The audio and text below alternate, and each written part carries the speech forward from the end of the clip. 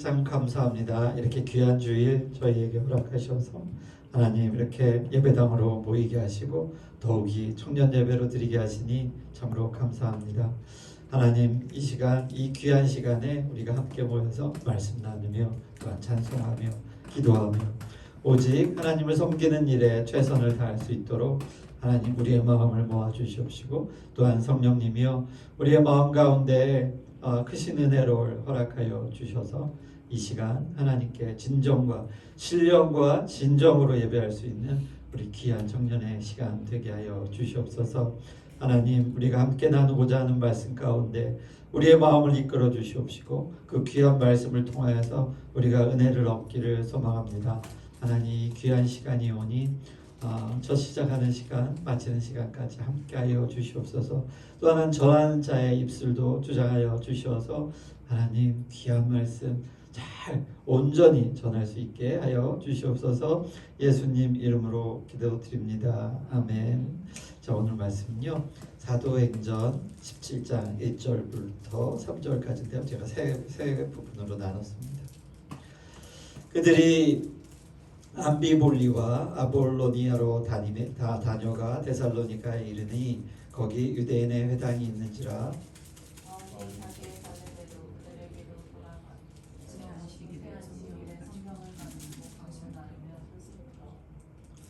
그리스도가 자 함께 읽겠습니다. 그리스도가 해를 받고 죽은 자 가운데서 다시 살아나야 할 것을 증언하고 이르되 내가 너희에게 전하는 이 예수가 곧 그리스도라 하니. 자, 오늘 이 사도행전의 이 말씀을 한 사람은 바울이잖아요. 사실 바울은 여러분 어떻게 느끼시나요? 바울 신앙의 어떤 거인이라고만 우리 느껴지지만 사실 바울은 예수님과 동시대를 산 사람이에요. 우리가 예수님을 태어난 시기를 영년이라고 해서 기원 전, 기원 후 이렇게 나누잖아요. 딱 그 시기에 태어난 사람입니다. 그러니까 바울도 예수님과 동시대의 사람이고 바울과 예수님은 실제로 만난 적은 없습니다. 기록은 없어요. 기록은 없지만 두 사람은 동시대를 살아가고 예수님이 먼저 죽으셨겠죠. 당연히. 그리고 그 후대를 바울이 살아갑니다. 자, 바울의 첫 기록은 그 스데반이 돌에 의해서 순교를 당할 때 그 현장에 있었어요. 그 현장에서 옷을 정리하는 모습으로 바울은 처음 등장합니다. 그리고 바울은 어디서 태어났냐면 다소에서 태어났어요. 다소가 어디냐면 그 터키의 조금 외곽입니다. 그래서 다소가 있고 다소 맞은편에 이렇게 많이 있어요. 맞은편에 바로 안디옥이 있습니다. 그러니까 사실 바울은 교포예요. 이스라엘 백성 치면 교포인데 어린 시절 다소에서 태어나서 그곳에 어린 시절 보냈고 그러니 그곳 현장에서의 그 헬라 말이나 외국어에 능통했겠죠. 어린 시절 거기서 보냈으니까. 그리고서 교육을 위해서 이스라엘로 유학을 온 사람이에요. 그러니까 자 그러면 그는 약간 다른 의식들을 가지고 있어 좀 더 시야이 넓고 할 수 있는 충분한 여지들이 있었겠죠. 그러니까 하나님은 그를 쓰셨던 것 같아요. 자, 우리가 그 이스라엘의 역사를 잠깐 살펴보면 그 바울이 그 외국에서 태어나게 된 배경에는 뭐가 있냐면 1차적으로 솔로몬이 죽고 이스라엘은 두 나라로 이렇게 분리됩니다. 우리나라랑 비슷하게 분리되죠. 그래서 남유다, 북이스라엘 이렇게. 그래서 북이스라엘은 남유다는 유다와 베냐민 족속 두 가지 족속이 주를 이루고 그리고 남은 우리 12지파라고 그러죠. 10지파는 바로 북이스라엘의 그 이루는 대부분의 지파예요. 그런데 결국은 아수르에 의해서 722년에 멸망을 당합니다. 그때 마지막 왕이 호세아예요. 그리고 멸망을 당해서 그 아수르는 어떤 정책을 썼냐면 주민을 이주시켜요. 이주시켜서 완전히 뿔뿔이 그 종족을 완전 흡수시킵니다. 한마디로 말해서 그 산을 살던 사람들을 다 이주시켜가지고 자기네 나라나 이렇게 섞여게 하는 거죠.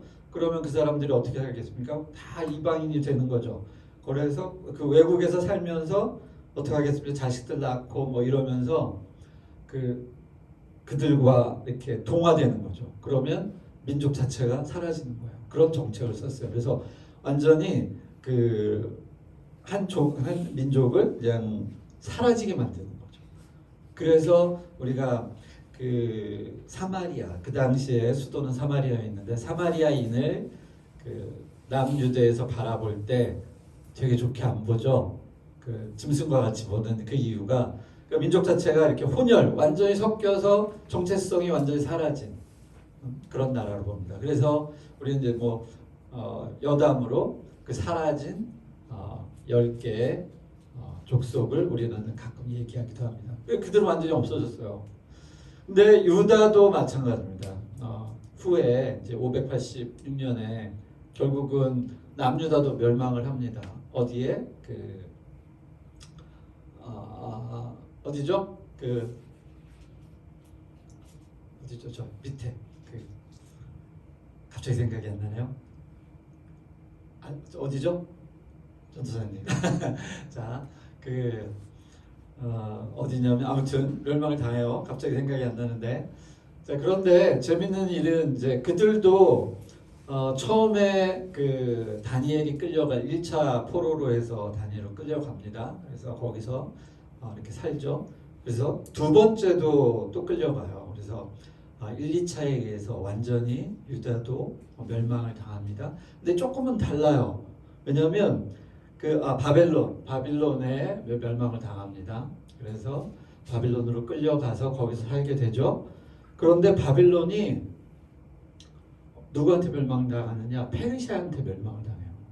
그러니까 자, 우리처럼 만약에 우리가 이제 일본에 속국이 됐어요. 속국이 됐는데 일본이 미국의 연합군에 의해서 멸망당하는 것과 같이 동일한 과정을 겪는 게 바로 남유다예요. 그래서 페르시아 왕의 고레스 왕이 꿈을 꾸고 결국 하나님의 존귀함을 알아서 이들에게 가서 성전을 건축하라고 보내주죠. 그래서 귀환하게 됩니다. 그래서 성전을 건축하게 돼요. 자, 이런 과정을 통해서 이 이스라엘 히브리 민족은 세계 각지로 흩어지게 됩니다. 원에서 흩어진 게 아니에요. 그걸 디아스포라라고 그러는데 이제 그래서 세계 각지로 이집트니 저 위대 유럽인이 이쪽으로 뿔뿔이 흩어지게 돼요. 그런 상황 가운데에서 바로 바울도 태어나게 된 것입니다. 그가 원해서 간 것이 아니라 그 역사에 의해서 뿔뿔이 흩어져가지고 결국에는 그곳에서 태어나게 된 계기가 되죠. 하나님은 그런 아주 크신 큰 그림을 가지고 계셨던 것 같아요. 이때 하나님의 백성들이 세상에 흩어져서 하나님을 전하는 일에 인물을 갖고 자연스럽게 흩어지게 된 거죠. 아니었으면 성전에 꼭꼭 모여가지고 맨날 하나님만 찬양하고 그랬겠죠. 결국은 그 일을 통하여서 성전은 완전히 파괴되고 마지막에 다시 재건하지만 그 재건한 그 성마저도 예수님이 태어나서 살아계셨을 때 로마가 생겨납니다. 그래서 로마에 의해서 70년은 완전히 무너집니다. 로마가 이제 마지막에 남았던 성전마저 완전 가루로 만들죠. 그래서 그 당시에 성전 벽 기둥만 남겨놓습니다. 지금에 남아있는 성벽이 로마인들이 자기네들이 완전히 파괴하고 그것만 기념으로 그냥 남겨놓은 게 오늘날까지 이렇게 남겨진 거예요. 그래서 결국은 우리가 성전 중심의 사건에서, 그러니까 성전 중심으로 하나님을 섬기던 것에서 결국은 율법과 우리 말씀으로 돌아가는 그런 계기가 되죠. 그래서 오늘 나와 있는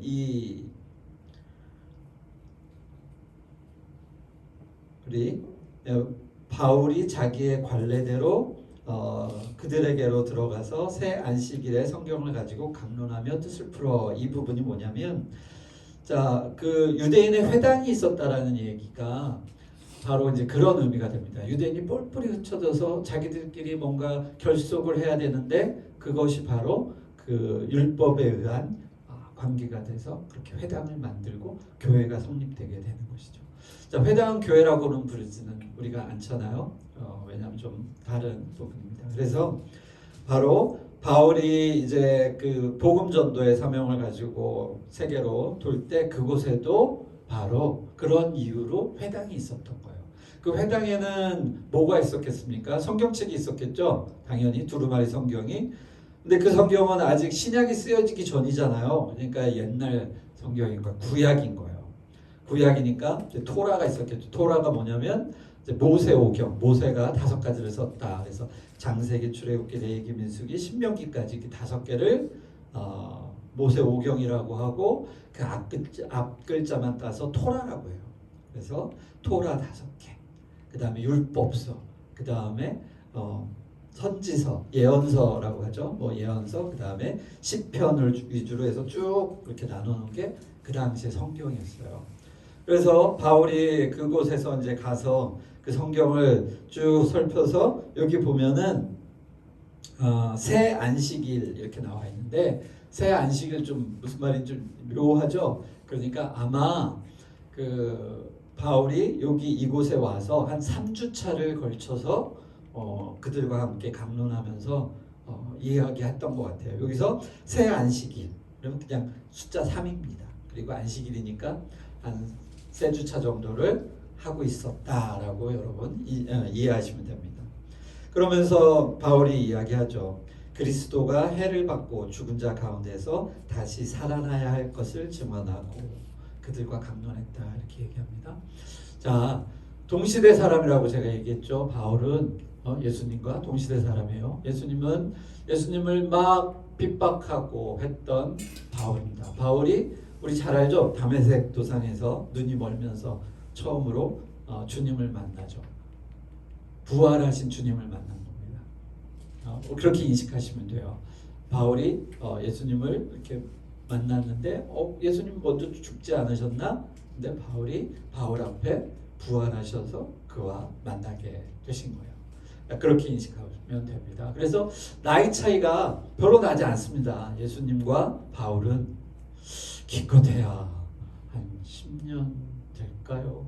10년, 20년 정도밖에는 안 된다고 저는 생각합니다. 그리고 역사적으로 봐도 대략 신약 성경이 그 영년을 기준으로 기원 후 한 90년 정도부터 기록이 됐다라고 해요. 그러니까 기록이 됐다라는 의미는 뭐냐면 바울이 실질적으로 그 서신서를 작성하잖아요. 그것들을 모으기 시작하고 그리고 잊혀질 쯤 그 사건들을 누군가 후대들이 기록하기 시작한 것 본격적으로 한 90년 정도 빠르면 뭐 80년 정도라고 합니다. 그러니까 예수님이 돌아가시고 한 90년이 흘러서 성경이 막 이렇게 우리가 보고 있는 신약 성경 있잖아요. 기록되기 시작한 거예요. 그런데 그거보다 좀 빠르게 기록된 것은 서신서겠죠. 바울이 왜냐하면 직접 적었으니까 더 빨리 있는 것들이에요.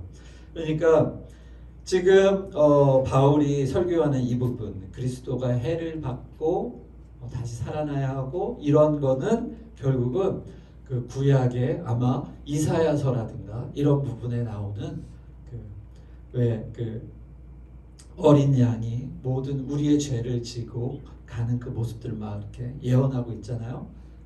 그런 부분들을 아마 그들과 강론하면서 내가 본 예수님이 바로 그다라고 복음을 전파하는 겁니다. 자, 요즘 뭐 사회적으로 문제가 많은 부분들이 뭐예요? 이스라엘이잖아요. 이스라엘 얘기를 잠깐 한다면 이스라엘 사람들의 본 그 부분은 가장 그들의 보수적인 부분들은 예수님을 여전히 인정하고 있지 않다라는 거예요. 아직도 메시아를 기다립니다. 자, 이러니 뭔가 크게 문제가 되는 거죠. 그들은 보수적인 그 시선을 가지고 여전히 그 기독교를 파괴하고 있습니다. 믿지 않고 지금과 하고 똑같아요. 그 당시에 안 믿었겠죠? 그러니까 강론하는 겁니다. 그들은 예수의 존재를 인정하지 않아요. 메시아로 온. 그러나 바울이 여기서 증거하는 게 바로 그 부분이에요. 성경에 구약에 증거된 그 예수님이 바로 그분이다 라고 바로 유대인들에게 강론하는 겁니다. 그게 바로 오늘의 장면이에요. 자, 우리가 유대인들은 그 당시에 구약을 계속 붙들고 있었습니다. 여전히. 그래서 메시아를 기다리고 있었어요. 그들끼리 신앙을 가지고 하나님을 열심히 믿지만 그들의 시선은 온전한 바람이 아니었던 거죠. 이미 예수님은 오셔서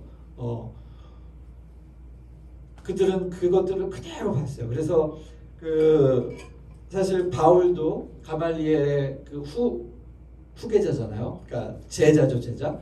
그 당시에 예수님이 살아계실 때 해를 입힌 바로 그 가말리엘이 동일한 인물입니다.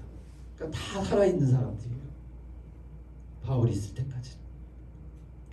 그 바울이 점점 나이가 들면서 죽었겠지만 예수님을 직접 본 가말리엘이 있고 그 다음에 그 제자의 바울이 있고 그런 것입니다. 그래서 조금 다시 과거로 돌아가면 우리가 성경에 기록되지 않는 한 400년, 500년을 암흑의 시기라고 얘기해요. 그러니까 구약이 쭉 오다가 갑자기 뚝 끊깁니다. 그러니까 멸망했잖아요. 포로로 돌아왔죠. 그리고 이 신약이 오기까지 예수님의 탄생하기까지 약 400년 정도 우리가 바라보고 있는데 그때는 성경이 좀 뚝 끊겨서 공백기예요. 그래서 그 시기는 그 세계사의 그 역사들을 조금씩 파편처럼 이렇게 가져와서 아마 이렇게 지냈을 것이다라고 얘기를 합니다. 그래서 구약이 쭉 오다가 갑자기 그래서 대부분 구약의 얘기가 어디냐면 그 돌아오는 얘기. 포로됐다가 뭐 다니엘도 포로로 잡혀가는 사람이잖아요. 그리고 그 뒤에 쭉 말라기냐 뭐 이렇게 쭉 내려오는 것도 대부분 포로 시기에서 다시금 돌아와서 성전이 건축되는 그 시기까지를 쭉 이야기하고 있어요. 그래서 우리가 이제 성경의 시기 정도를 우리는 좀 알고 있어야 되는데 우리가 신약의 시기가 일단 영년으로 보고 바울이 동시대 사람이었구나. 예수님을 직접 보지 못했지만 예수님의 일거수일투족에 대한 소문과 그 모든 것들을 다 귀로 들었던 사람이라고 우리가 생각하면 됩니다. 그럼에도 불구하고 바울은 핍박하는 것이 너무나 당연했죠. 왜냐하면 예수님을 인정하지 않던 사람이니까. 그래서 하나님께서는 바울을 쓰시는 거였죠. 그래서 만났을 때 바울이 왜 나를 이렇게 핍박하느냐 예수님이 말씀하시잖아요. 그리고 바울은 거기서 회심하게 되죠. 그리고서 사실 바울이 바로 활동한 게 아닙니다. 바울은 우리 예수님의 제자 중에 우리 가장 생각 많이 나는 사람 하나 있죠. 다굴면 하는 사람 베드로죠. 베드로를 진짜 만나요. 그래서 베드로와 만나서 얘기도 하고 그 예수님의 제자들을 다 만납니다. 왜냐하면 자신이 예수님을 직접 만나서 그 복음을 예수님을 통해 받았기 때문에 자기도 사도라는 것들을 계속적으로 그래서 주장하고 있죠. 그래서 다른 사람들은 예수님과 동행했으나 바울은 그런 사건이 없었기 때문에 그냥 자신의 말을 믿어줘야 되는 것이잖아요. 내가 예수님을 만났다. 그 사건에서 그래서 자신은 항상 내가 예수님의 제자라는 것을 성경을 통해서 보면 항상 얘기합니다. 주장해요. 왜냐하면 의심하는 사람들이 많았기 때문에 그 평생을 그렇게 시작합니다. 항상 그 바울의 말씀 우리가 자주 읽는 그 편지들을 보면 서신에는 예수 그리스도의 택함을 받은 사도인 나 바울은 이렇게 주장을 늘 하면서 서두가 시작해요. 왜냐하면 어마어마하게 많은 사람들이 그를 믿지 않았고 또 아니라고 막 했기 때문에 늘 그렇게 주장하면서 가게 되죠. 자, 바울은 그런 과정 중에 한 10여 년을 묵묵히 고향으로 돌아가서 지냅니다. 그래서 거기서 그 과정은 성경에 전혀 나와 있지 않죠. 그러나 바나바가 바울을 부르게 됩니다. 안디옥. 그래서 거기서 예배를 그 하나님을 섬기는 일에 첫 시작을 해요. 그래서 우리가 그리스도인이라는 말이 바로 그 안디옥 교회에서 처음으로 생겨납니다. 바울과 바나바가 정말 열심히 전도를 하고 그들의 생활을 사람들이 그 안디옥에 있는 사람들이 봤을 때 쟤네들 되게 이상해. 우리가 유대인도 알고 또 하나님도 알아서 그들이 어떻게 생활하는지 알지만 쟤네들은 특이한 애들이야. 좀 달라. 그래서 쟤네들은 그리스도인이라고 부르기 시작했어요. 바로 그 계기가 그렇게 됩니다. 그래서 10여 년을 이렇게 어떻게 보면 된장을 묵히듯 그 고향 다소로 돌아가서 있던 그 바울을 불러낸 게 바나바고 그때부터 사역이 시작됩니다. 바울은 대략 보면 한 30세쯤 30대, 20에서 30대에 예수님을 처음 한 28이라고 하고 싶은데 그 정도의 예수님을 만나서 한 10여 년을 묵히죠. 그러니까는 한 38, 40 이쯤에 본격적으로 복음을 전파하기 시작합니다. 그래서 전도 여행을 떠나죠. 바로 그 시발점이 안디옥교회예요.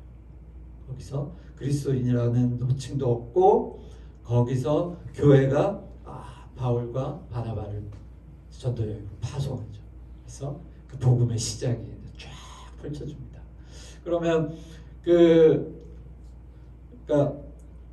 디아스포라를 통해서 예수님은 이스라엘 백성을 세계로 흩으셨고 그리고 또 마지막까지 완전히 그 나라가 없어져서 이스라엘은 완전히 세계에 없어졌잖아요. 그래서 2차 대전이 끝나고서 그 혼란한 틈에 나라가 생겨지게 되는 그런 놀라운 역사도 있잖아요. 그렇게 온 땅에 흩어져서 그리스도의 그 복음을 본의 아니게 전하게 되는 그 사건 가운데 바울도 바로 그 첫 지점이 그 안디옥 교회로 다소를 거쳐서 쭉 세계로 거기에 이제 지도가 없지만 터키가 생각보다 되게 큽니다. 이렇게 이스라엘이 있고 위로 쭉 이렇게 올라가잖아요. 올라가서 이렇게 오면 이제 여기 지중해가 있고 지중해 위로 터키가 있고 터키에서 유럽으로 쭉 이렇게 갈 수가 있어요. 그러니까 거기서 로마까지 이렇게 연결되는 그런 길이죠. 그래서 자기가 로마까지 가야겠다. 길로 따지면 굉장히 멀죠. 그래서 내가 로마에 꼭 복음을 전해야겠다라는 생각을 가지고 결국은 하나님의 그 역사에 따라서 아주 고난길이죠. 그러니까 그는 준비가 된 사람이었어요. 기본적으로 이미 외국에서 태어났고 그리고 고국으로 와서 충분히 율법을 공부하고 그래서 하나님의 말씀에 기초가 너무너무 단단합니다. 단단한 가운데 부정했던 예수님까지 믿게 됐죠. 그러니 오늘날 그 신약에 거의 기초가 되는 그 바울을 빼고는 얘기할 수가 없을 정도로 신약에 있어서는 아주 위대한 인물이죠. 자, 오늘 이야기는 그겁니다. 바울이 주장했던 거가 바로 근본이 그 구약에 있었다라는 구약의 예언이 오늘날 이루어지고 그 이루어짐을 그 사람들하고 이렇게 대화하게 되는 부분이 바로 오늘입니다. 자, 우리는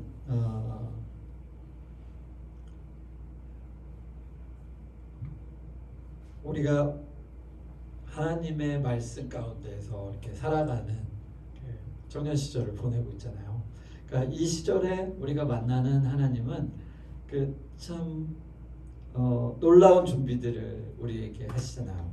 오늘 우리가 이스라엘 역사, 우리의 역사는 아니지만 성경을 통해서 하나님이 선택하신 백성들의 그 과정들을 보면서 자, 성전 중심에서 그러니까 성전 안에만 가야 하나님이 있을 것이다라고 그들은 간절히 믿었습니다. 그리고 절대적으로 믿었어요. 그래서 성전을 건축한 이유도 거기에 있습니다. 그런데 하나님이 성전에 계시는 분이 아니시잖아요. 그래서 하나님은 그 북이스라엘을 완전히 멸망시키고 남유다까지 멸망시키면서까지 온전히 하나님을 섬기는 일이 어떻게 돼야 되는지를 가르쳐 주신 거죠. 그 북이스라엘 멸망하는 건 너무나 자명합니다. 뭐냐면 그 솔로몬이 이제 죽고 결국은 이제 분열이 되잖아요. 근데 북이스라엘 왕국을 만들어 놓고 사람들이 예배를 하러 예루살렘으로 갑니다. 왜냐하면 거기 성전이 있으니까. 그러니까 왕이 딱 봤을 때 이거 위험한 거예요. 그래서 어떻게 합니까? 바로 그 황금 송아지를 만들어서 거기 절하게 하잖아요. 그러니까 그게 시작이에요. 그게 분열의 시작이면서 동시에 나라가 갈라지고 하나님이 그들을 버리게 되는 계기가 되죠. 그래서 그 우리가 열왕기상이나 열왕기하, 역대상 이런 걸 쭉 보면 다 이럽니다. 그 아캄이 그 여전히 떠나지 못했다. 이 우상을 숭배하는. 그래서 왕을 쭉 평가를 하는 기준이 거기에 딱 이렇게 되어 있어요. 이들이 여전히 그 범죄하고 그냥 죄악에 빠져 있는 것이 아니라 우상을 숭배하는 일에 여전히 있었다. 누구도 그랬다. 누구도 그랬다. 누구도 그랬다. 이렇게 해서 비교를 쭉 하는 게 성경에 고스란히 나와 있습니다. 자, 그런 과정을 통해서 결국은 하나님은 계속 기다려 주신 것이죠. 사실은. 그래서 기다리다가 이거 안 되겠네. 한 나라를 완전히 흩으시고 온 땅 가운데 지면에서 흩으시고. 자, 하나님이 말씀하셨잖아요. 너희는 온 세상에 가서 생육하고 번성하라. 근데 이들은 생육하고 번성, 그 하나님의 명령, 기본적인 명령에서 벗어나서 똘똘똘똘 뭉쳐서 흩어짐을 면하려고 바벨탑 세우고 막 이러잖아요. 그 모든 성경에 보면 하나님이 말씀하시는 거에 인간은 반해서 우리끼리 모여야 살지 라는 인식으로 모여서 그렇게 하고, 하나님은 다시 흩으시고 언어까지 혼잡하게 하셔서 흩으시고, 그런 역사가 계속적으로 반복이 돼요. 그러니까 성경이 계속 반복입니다. 모양과 형태가 조금 바뀔 뿐이지 하나님의 기본적인 노선은 분명해요. 내가 너를 복주는데 너희가 나만 믿으면 괜찮은데 인간은 계속적으로 벗어나려고 그러죠. 우리 지난주에도 하나님이 우리를 얼마나 사랑하시면 이 우주가 우리를 위해서 존재하듯이 이 우주의 그 복잡함이 우리의 생명을 위해서 존재하듯이 너무나 우리는 간단한 비밀을 알고 있습니다. 이 세상의 그 복잡한 원자는 전 과학으로 설명도 못하겠지만 그 복잡한 구조들이 결국은 우리가 살아가기 위한 하나의 그 자연을 이루는 것에 필요하기 때문에 하나님 그렇게 창조하셨어요. 단 우리를 위해서. 그 복잡한 인간은 끝없이 그걸 지식으로 밝히려고 하지만 우리는 너무나 간단하게 알 수 있습니다.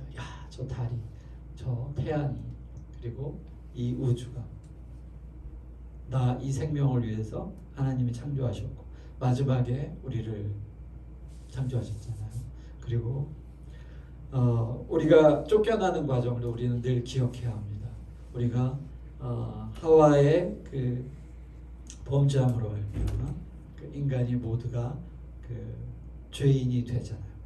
그러니까 우리가 모두가 죄인이라는 그 부분에 우리는 조금 귀를 쫑긋해야 할 필요가 있습니다. 우리가 나는 성실하게 잘 살았을 것 같은데, 그리고 내가 가령 작은 죄를 지었어요. 근데 그것만이 죄가 아닙니다. 우리가 하나님으로부터 관계가 좋지 않게 된 그 죄를 우리는 기억해야 돼요. 우리가 에덴 동산에서 쫓겨난 그 죄를 기억해야 돼요. 우리가 기억해야 할 것은 사실 그 부분입니다. 그래서 우리가 죽게 되었다는 것. 우리는 죽음의 존재가 아니었습니다. 우리는 죽음과 연관이 없는 사람들이었는데 우리는 죽게 되었죠. 죽음이 죄예요. 죽음이 치명적인 하나님과 갈 수 없는 그런 우리의 벽이죠. 그 벽을 허문 것이 바로 그리스도입니다. 주님 부활하셨잖아요.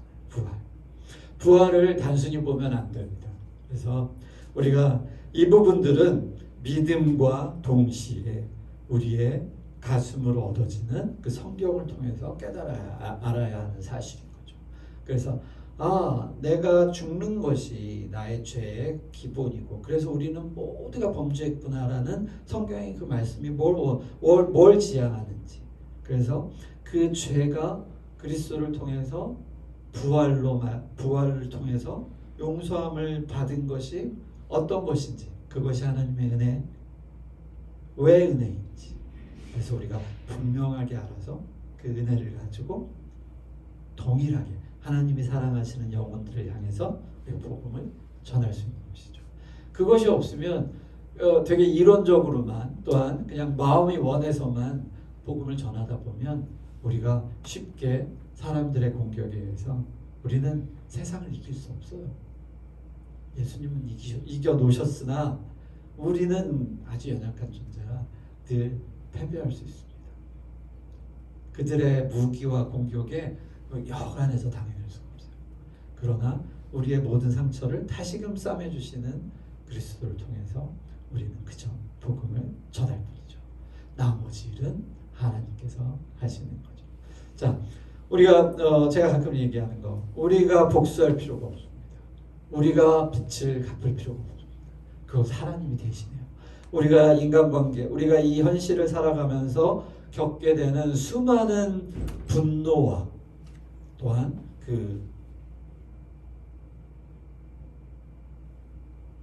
우리 안에 쌓여지는 모든 괴로움들을 우리가 이 땅 가운데 쏟아내면 우리는 스스로 상을 받는 거예요. 그래서 하나님이 하실 일이 없어지는 거죠. 우리는 온전히 하나님께 맡기는 것입니다. 내 모든 분노와 나의 모든 그 수치와 멸시를 그리스도가 받은 것처럼 삭혀서 사랑으로 변화시켜야 해요. 우리가 해야 할 일은 그것뿐입니다. 그러면 하나님께서 내 원수의 목전에서 내 앞에 상을 차려주셔요. 거기 음식이 가득하겠죠. 거기 앉아서 어떻게 앉느냐? 그 원수들을 발 아래, 성경의 표현 그대로입니다. 발 아래에다 이렇게 놓고서 그 위에 상을 깔고 우리는 거기서 만찬을 먹게 된다라고 성경이 말씀하고 계세요. 자, 그렇듯이 그 부분은 하나님의 영역으로 우리가 맡기기 시작하면 우리 안에 분노와 우리 안에 욕망과 모든 것들을 이렇게 내려놓을 수 있습니다. 그러니 또 제가 갖고 하는 이야기, 영원한 것이냐 부활한 것이냐로 기준으로 이 세상을 판단하시면 되겠습니다. 그래서 우리가 감히 막 판단하고자 하는 부분은 겸손하게 바라봐야 하겠지만 우리가 선악을 분별할 수 있는 영을 가졌어요. 여러분, 우리는 선악과를 먹은 존재예요. 그래서 선악을 분별할 수 있습니다. 우리 선악을 몰랐으나 우리가 선악과를 먹음으로써 우리는 선악을 분별할 수 있는 하나님과 같은 눈을 가지게 됐어요. 성경이 그래서 뭐라고 말합니까? 저가 영원한 생명까지 갖게 될까 두렵다. 그래서 생명나무는 못 가게 두릅을 두죠. 그래서 움직이는 창 이런 걸 둬서 글로는 못 가고 에덴을 해서 쫓겨나게 되는 배경을 가졌어요. 그래서 우리는 선악을 분별할 줄 압니다. 우리가 이것 또한 함께 늘 잊으면 안 됩니다. 그래서 선악의 분명한 것이 무엇이냐, 영원한 것이냐, 영원하지 않은 것이냐 잘 기억하시고 여러분 가시길 바랍니다. 시간이 너무 많이 지나갔네요. 자, 축도로 마치겠습니다. 사랑과 은혜가 마신신 우리 주 예수 그리스도의 크신 은혜와 또한 하나님의 사랑과 성령의 교통하심이 우리 청년들, 이 사랑스러운 우리 청년들의 삶 가운데와 또한 그들의 가정 가운데 또한 그들의 모든 일 가운데 늘 함께 있을지어다. 아멘.